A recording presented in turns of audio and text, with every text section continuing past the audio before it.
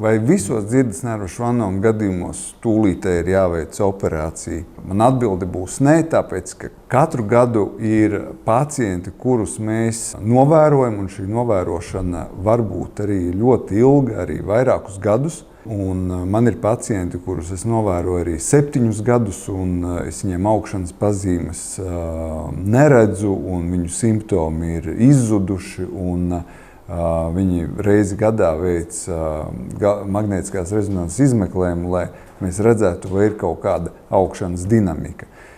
Gadījumos, kad pacientam sāk būtiski pasliktināties dzirde, ir troksnis, ar kuru pacients nevar sadzīvot, vai arī šis veidojums ir liela izmēra un jau sāk nospiest galvas smadzeņu stumbru, tad noteikti pacientam tiek piedāvāts veikt operāciju.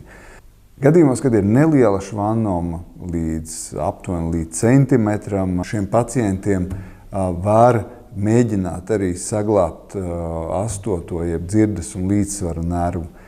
Lielu švanomu gadījumā švanoma ir lielāka par 2-3 centimetri, tad dzirdi, pat ja tā ir, joprojām pacientam, diemžēl, saglābt lielākoties nav iespējams.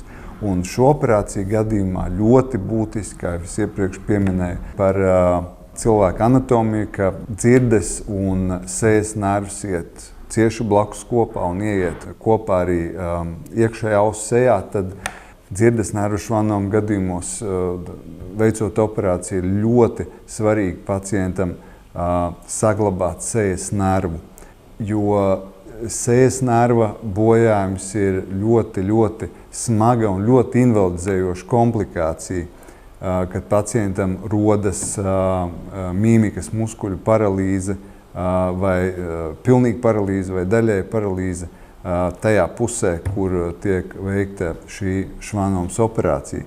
Mūsdienās gan šīs operācijas ir kļuvušas daudz drošākas nekā tās bija pirms 20 un 30 gadiem.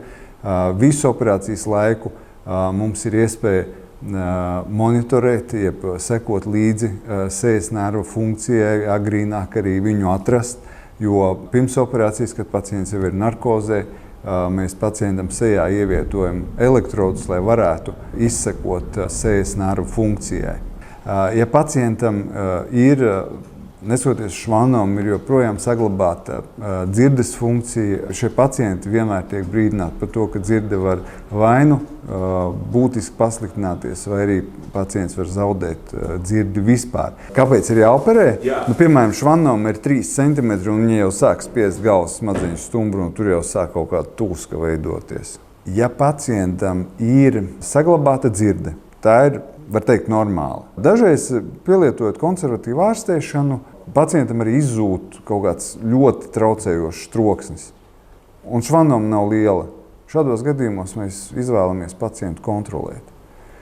Ir jau vēl viena iespēja, kas ir izmantojama kā ārstēšanas metode šajos gadījumos, un visbiežāk mēs to pielietojam tādos gadījumos. Pirmkārt, tās ir pacienti ar neirofibromatozi, kuriem ir apusēji veidojumi. Otrs ir pacienti, kuriem ir, piemēram, recidīvs pēc operācijas rētaudi, kad ir pastāv liela varbūtība sejas nervu ievainojumam, vai arī, ja, piemēram, pacientam ir dzirdes nervu švanoma, bet viņam ir ļoti lieli vispārēji operācijas riski lieli, ja, piemēram, anestēzijas risks liels, tad šiem pacientiem mūsdienās var kā ārstēšanas metodi piedāvāt robotizētu stereotaktisku radioķirurģiju, ja, kas pēc būtības ir apstarošana ar vienu vai vairākām apstarošanas sesijām.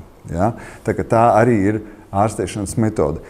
Šajos gadījumos nav tā kā ar operāciju, ka mēs izoperējam un švanoms vairs nav, nostarojot švanomu joprojām ir, un tad mēs gaidām to, ka vai nu tā augšana viņai apstāsies un švanoma neaugs, vai arī otrs variants ir, ka šī švanoma pakāpeniski sāks samazināties. Viņa gan visbiežāk pilnībā nepazūd, īpaši, ja mēs runājam par nedaudz lielākiem veidojumiem, kas jau ir virs centimetra.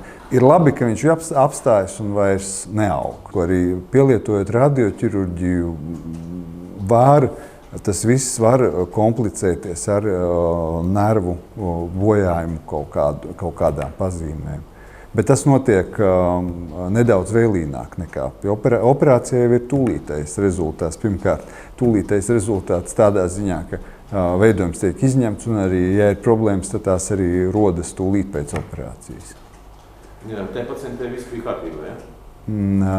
Paciente, kura pirms nedēļas bija, viņai sanāca ļoti labi izdalīt abas šīs dzirdes un līdzsvaru nervu daļas, un viņai sanāca saglabāt pilnībā šo nervu, bet pēc operācijas viņai dzirde tūlītēji bija sliktāka subjektīvi nekā viņai bija pirms operācijas, bet tur šobrīd viņa arī saņem vēl prettūskas zāles, un tur ir jānogaida kaut kāds laiks, bet dzirde kā tāda viņai bija saglabāta, lai gan es pacienti brīdināja, ka visticamāk saglabāt dzirdi šajā gadījumā nesanāks, jo magnētiskās rezonanses izmeklējumā šis veidojums jau bija uz robežas, ka viņš ir pa lielu, lai tur varētu šo te dzirdes nerva daļas saglabāt.